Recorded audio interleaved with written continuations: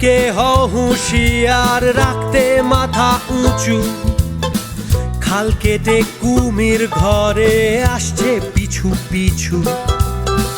দিকে দিকে হও হুঁশিয়ার, রাখতে মাথা উঁচু, খাল কেটে কুমির ঘরে আসছে পিছু পিছু।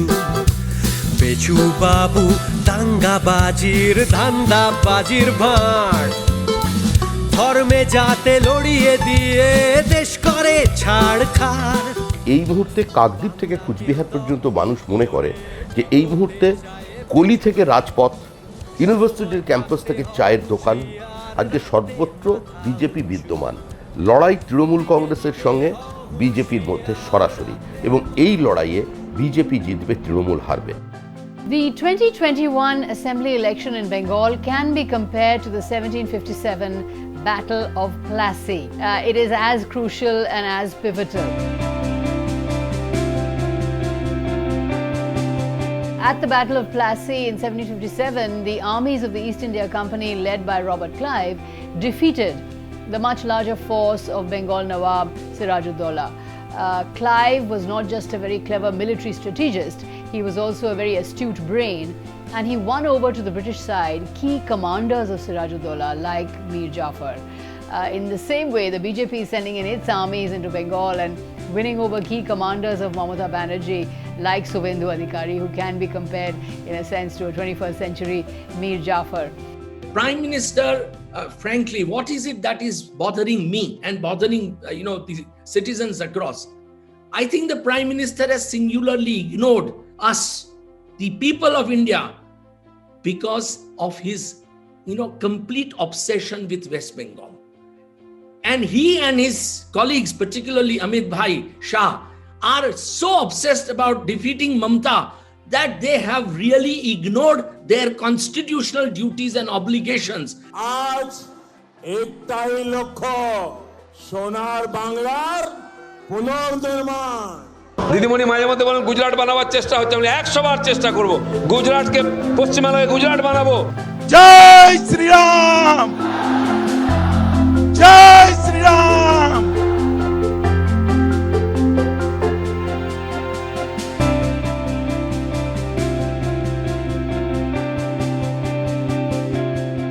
স্বাধীনতার পরে হিন্দুত্ববাদী রাজনৈতিক ধারণাটা সেটা ক্রমশ বলবতী হতে থাকলো। আস্তে আস্তে আমরা দেখেছি যে একের পর এক লোকসভা নির্বাচনে আস্তে আস্তে সারা দেশে এটা প্রভাব বিস্তার করেছে। জরুরি অবস্থার পর কংগ্রেস বিরোধী যে শক্তিগুলো একত্র হলো, তার মধ্যে ছিল জনসংঘ। জনসংঘের সঙ্গে অন্য দলগুলোর যারা মিলে 77 সালে সরকার গঠন করেছিল, তাদের একটা বিরোধ বাঁধল। সেই বিরোধের জায়গাটার থেকে এই দ্বৈত সদস্য পদের একটা ইস্যু এসে গেল। জনসংঘের যারা সদস্য তারা একই সঙ্গে রাষ্ট্রীয় স্বয়ংসেবক সংঘেরও সদস্য। এই বিষয়টা বাকিদের কাছে গ্রহণযোগ্য মনে হলো না।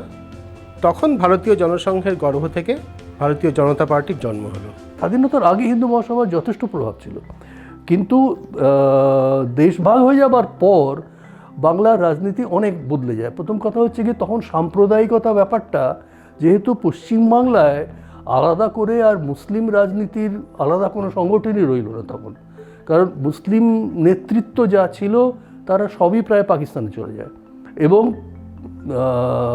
পশ্চিমবাংলায় মুসলিম রয়ে গেলেও সেই মুসলিমদের অধিকাংশই হচ্ছে গিয়ে কৃষক। জেলার বিভিন্ন জেলার, এই ধরুন মালদা, মুর্শিদাবাদ, নদিয়ার অঞ্চলের যে কৃষক এখনও রয়েছে, যেটা মুসলিম মধ্যবিত্ত সমাজ যারা রাজনীতিতে অনেক বেশি সক্রিয় ভূমিকা নিত, তাদের একটা অধিকাংশই বলতে গেলে তারা পাকিস্তানে চলে যায়। এখন হঠাৎ 10 বছরের মধ্যে বিজেপি যেভাবে বিরোধী শক্তি হিসেবে নিজেকে প্রতিষ্ঠা করছে, সেটা রাজনীতির ছাত্র হিসেবে এটা একটা মানে কি বলবো, ইন্টারেস্টিং ব্যাপার হলেও কোথাও আমাদের সবার অনেকের মনেই একটা আশঙ্কা আছে যে সেটা বাংলার রাজনীতি এবং বাংলার সমাজের পক্ষে ভালো হবে না। অর্থনীতির কথা তো ছেড়েই দিলাম, বাংলার মাটিতে বিজেপির রাজনৈতিক উপস্থিতি একসময় মমতা বন্দ্যোপাধ্যায়ের হাত ধরেই এসেছিল। সেই ক্ষেত্রে এটা একটা মানে সর্বভারতীয় ট্রেন্ড হিসেবে দেখা যায় যে বিজেপি যে দলের সহচর হিসেবে একটা প্রাদেশিক রাজনীতির আঙিনায় প্রবেশ করে, সেখানে তারপর ধীরে ধীরে বিজেপির শক্তি বৃদ্ধি হতে থাকে এবং অনেক ক্ষেত্রেই সেটা মানে যে দলের হাত ধরে এসছে সেই দলকে ভাঙিয়েই চলতে থাকে। কেননা বিজেপির নিজস্ব নেতৃত্ব এখানে তেমন আগে ছিল না। বিজেপি বরাবরই উত্তর ভারতীয়, আমরা যেটাকে সোজা ভাষায় বলি হিন্দি বেল্ট, সেখানকার দল। তৃণমূল সরকারে আসার পর সচেতনভাবেই বিভাজনের রাজনীতিকে প্রশ্রয় দিয়েছে। টু দি এক্সটেন্ট মুখ্যমন্ত্রীর যে কোনো মিটিংয়ে গিয়ে বক্তৃতাই দিতেন, শুরুই করতেন ইনশাল্লাহ বলে। সেটা তো ভালো কোনো কথা হতে পারে না। ইনশাল্লাহ বলে শুরু করতেন। খোদা হাফেজ, 10,000 মাদ্রাসা, মুসলমানদের জন্য হাসপাতাল, ইমাম ভাতা, অতএব পুরোহিত ভাতা। কম্পিটিশন বেঁধে গেল। যত ইনশাল্লাহ বলছেন তত চণ্ডীপাঠ বাড়ছে। একটা মিটিংয়ে গিয়ে পপুলেশন দেখে ইনশাল্লাহ করেন, তো আরেকটা মিটিংয়ে গিয়ে পপুলেশন দেখে চণ্ডীপাঠ শুরু করে দেন। Appealing communities and religions for political purpose, যেটা পশ্চিমবাংলায় কখনোই ছিল না। তৃণমূল সেটাকে অর্গানাইজ করলো, প্রশ্রয় দিল, মুখ্যমন্ত্রী নিজে তা করলেন। তার সুযোগটা অবশ্যই বিজেপি পাচ্ছে, কারণ এই খেলায় বিজেপি অনেক বেশি অভ্যস্ত।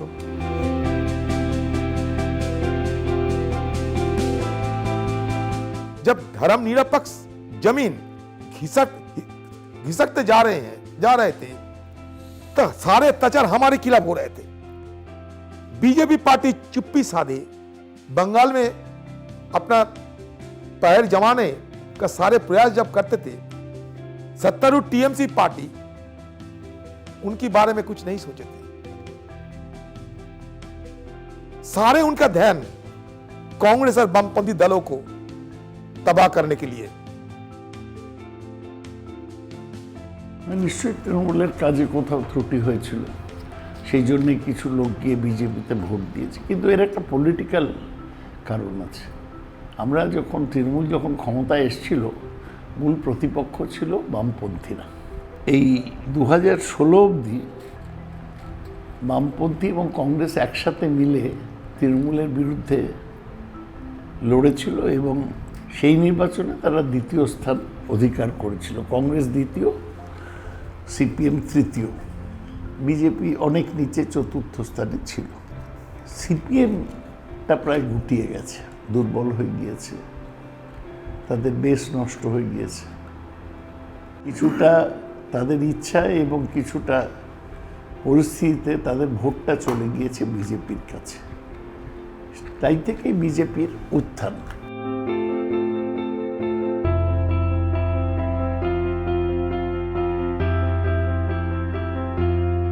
তৃণমূল যখন ক্ষমতায় এসেছে, সেটাও 10 বছর হয়ে গেল, তখনও তাদের কিন্তু অনেক দোষ আছে, অনেক দোষ ছিল। যত ক্ষমতায় 10 বছর থাকতে থাকতে দোষের পরিমাণ অনেক বেড়েছে।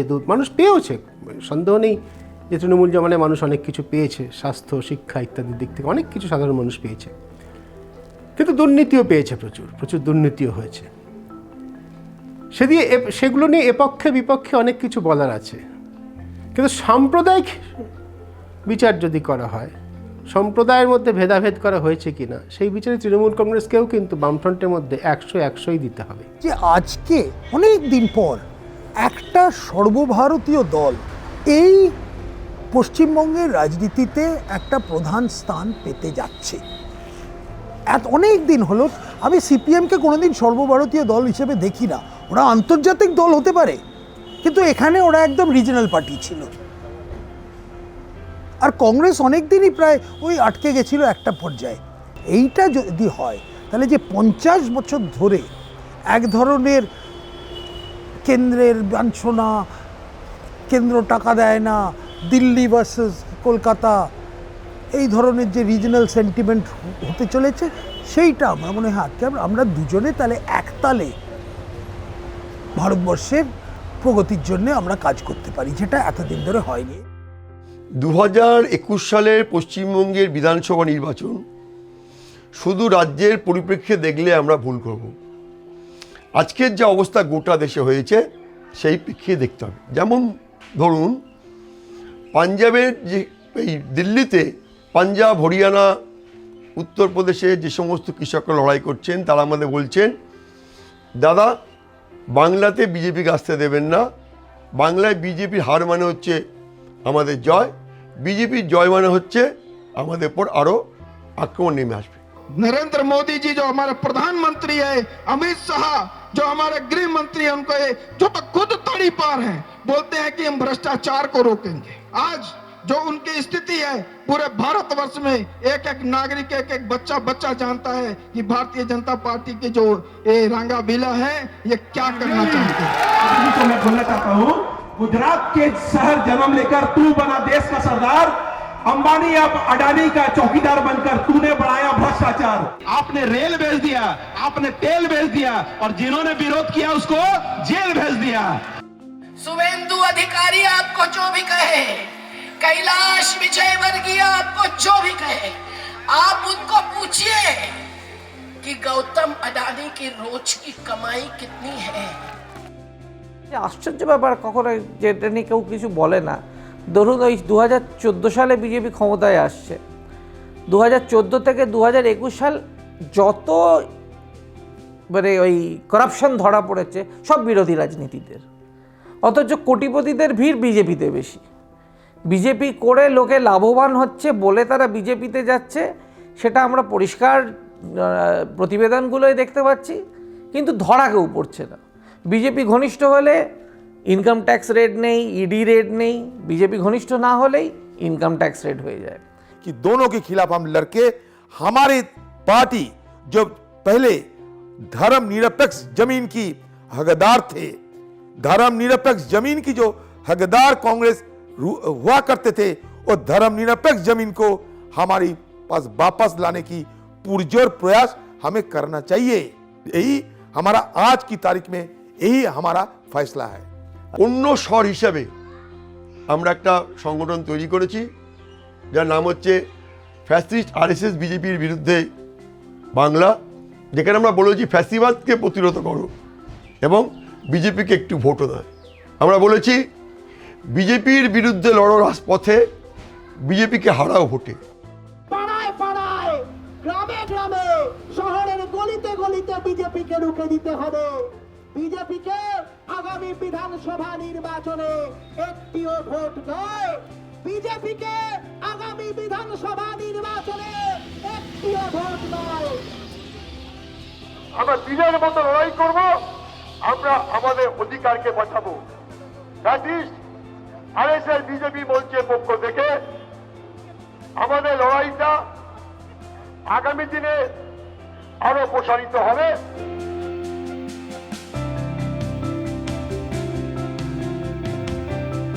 পুরোর একটা একধর্মীয় রাজনীতি চাপিয়ে দেবে, সেখানে প্র্যাকটিক্যালি যেটা হয় সংখ্যালঘুরা সেকেন্ড ক্লাস দ্বিতীয় শ্রেণীর নাগরিক হয়ে যাবে।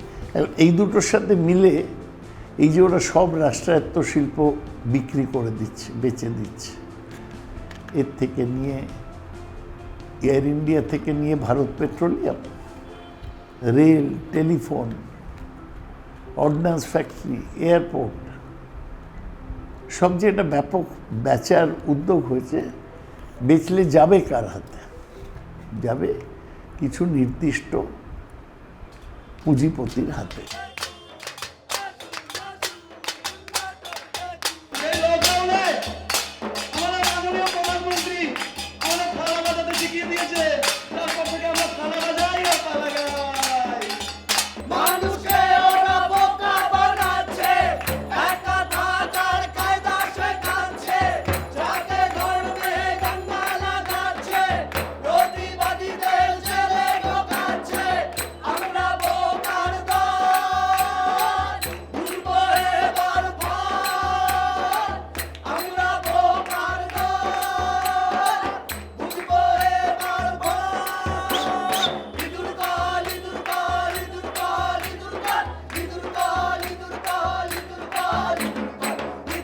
যারা নোংরা রাজনীতি করছে তাদের জনতা সরিয়ে দেবে, তাদের 1 ইঞ্চি জায়গা এই দেশে রাখবে না জনতা। তার জন্য লড়াই প্রস্তুত হচ্ছে, সেই লড়াইয়ে আমরা সামিল। আমরা জনতার কাছে এই নাটক নিয়ে পৌঁছে যাব বারবার, এবং বিজেপি আরএসএসের মতো সংঘ শক্তি বা স্বৈরতান্ত্রিক শক্তি কোনো শক্তিই পারবে না জনতার শক্তিকে আঘাত করতে, কেননা জনতার শক্তি সবচেয়ে বড় শক্তি। মানুষ বাঁচতে চায়, আর নারী পুরুষ জোট বেঁধেছে মানুষ বাঁচতে চায়, মানুষ বাঁচতে চায়, বাঁচতে চায়, চায় চায় চায়। কিন্তু বাঁচতে গেলে কি করতে হবে? কি করতে হবে? বাঁচতে গেলে সবার আগে শাসকের ওই দুর্কলটা ভাঙতে হবে, ভাঙতে হবে। শাসনবিধি ভেঙে তোরা হাত মেলাবি আয়, শাসনবিধি ভেঙে তোরা হাত মেলাবি আয়, আর জনতা বানাবে বিধি তারাই দেবে না।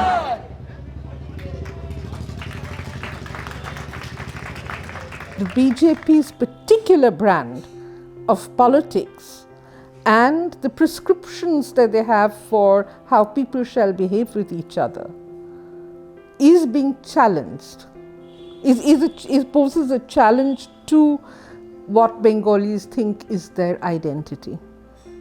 Say for instance, when the BJP says, love jihad, it is challenging the idea that individuals can make choices that are not prescribed by some social norms, whatever these social norms may be. That it is illicit for a Hindu girl to marry outside of her religion. When it says ban the slaughter of cows and ban the eating of beef, one has to remember that there was this young man called Henry de Rosio who inspired generation after generation after generation after generation of young Bengali students and young Bengali people to experiment with eating beef. আমাদের পশ্চিমবাংলার যে একটা 1000-1500 বছরের ঐতিহ্য আছে যে হিন্দু মুসলমান তারা একই সাথে পাশাপাশি বসবাস করেছে। লালন আমাদের এই বাংলারই মানুষ, নজরুল আমাদের এই বাংলারই মানুষ। তো বাংলার এই যে একটা সহাবস্থানের সংস্কৃতি, সেটা তো একটা দীর্ঘ ঐতিহ্য আছে, সেটা যদি নষ্ট হয়ে যায় তার চেয়ে সেটা নষ্ট হওয়ার একটা প্রচণ্ড আশঙ্কা আছে। যেমন ধরুন আমি আপনাকে বলছি ইয়াসিন পাঠানকে আমি ব্যক্তিগতভাবে চিনি, যিনি মেদিনীপুরের 17টা মন্দির গত 20 বছর ধরে সংরক্ষণ করে আসছেন। তো এই যে একটা সংস্কৃতি, সেই সংস্কৃতিটা নষ্ট হয়ে যাবার একটা প্রবল আশঙ্কা আছে। If Bengal becomes a BJP ruled state, then something will be lost in Indian politics, in Indian values, which was very precious. জয় শ্রীরাম কখনোই আমাদের রাম আমাদের খুব পূজনীয় নয়। রাম আমাদের কাছে অনেক বেশি অ্যালিয়েন আমাদের কৃষ্ণ। তো এখানে যদি রামধ্বনি না দেওয়া হয়, পিটিয়ে মারা হয়। ওরা আর একটা উদ্দেশ্যের কথা বলে, বন্দে মাতরম বলতে হবে। কোথায় লেখা আছে আমাদের বন্দে মাতরম বলতে হবে?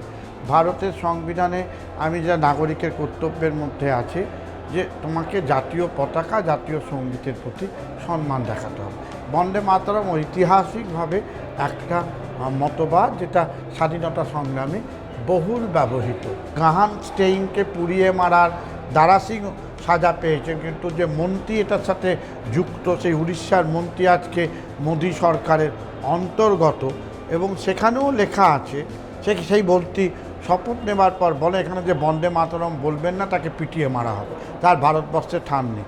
এটা তাদের আবিষ্কার, তাদের ইনভেনশন। তারা এইভাবে উগ্র জাতীয়তাবাদের সঙ্গে গণতান্ত্রিক অধিকার এবং ফ্যাসিবাদকে মিলিয়ে দিয়েছে, যার বিরোধিতা সর্বাত্মক। সময় থাকতে হও হুঁশিয়ার, রাখতে মাথা উঁচু, দিকে দিকে হও হুঁশিয়ার, রাখতে মাথা উঁচু। খাল কেটে কুমির ঘরে আসছে পিছু পিছু, দিকে দিকে হও হুঁশিয়ার, রাখতে মাথা উঁচু। খাল কেটে কুমির ঘরে আসছে পিছু পিছু। যেরকম একটা আবহাওয়া তৈরি হয়েছে, মানে Bengal, considering Bengal the way it use to be, আমি যেরকম একটা বাংলা থেকে বড় হয়েছি, সেইটা somewhere I am feeling it's a little compromised. আমার ব্যক্তিগত মতামত যদি বলি, আমি একেবারেই মানুষের ব্যক্তিগত স্বাধীনতায় হস্তক্ষেপ করা পছন্দ করি না। একজন মানুষ কি খাবেন, কি পরবেন, সেটা সম্পূর্ণভাবে তার ব্যক্তিগত মতামত, তার নিজের ইচ্ছে। তো আমরা চাইব সেই দিন যেন না আসে। মানে সমস্ত কিছু জাতি ধর্ম নির্বিশেষে ছোটোবেলা থেকে বড় হয়েছি, খেলাধুলো করেছি, মানে জন্মেছি মরেছি সব একসঙ্গেই হয়েছে। এটাই যেন থাকে, এটা যেন এটার পরিবর্তন যেন না ঘটে। সব থেকে বড় ডেমোক্রেসি পৃথিবীর, আমরা সেটাকে সেলিব্রেট করে যাব, আর আমাদের যা আমাদের বক্তব্য সেগুলো আমরা বলবো। So this song basically talks about everything মানে we feel are going wrong. পদ্ম ফুলের লোভ দেখিয়ে দেশকে ডোবায় পাকে, আইটি সেলে সোনার বাংলার ঢপের নকশা আঁকে, গেরুয়া খোলস সাপটা কালো নিচ্ছে তোমার পিছু, সময় থাকতে হও হুঁশিয়ার, রাখতে মাথা উঁচু, দিকে দিকে হও হুঁশিয়ার, রাখতে মাথা উঁচু, খাল কেটে কুমির ঘরে আসছে পিছু পিছু, দিকে দিকে হও হুঁশিয়ার, রাখতে মাথা উঁচু, খাল কেটে কুমির ঘরে আসছে পিছু পিছু।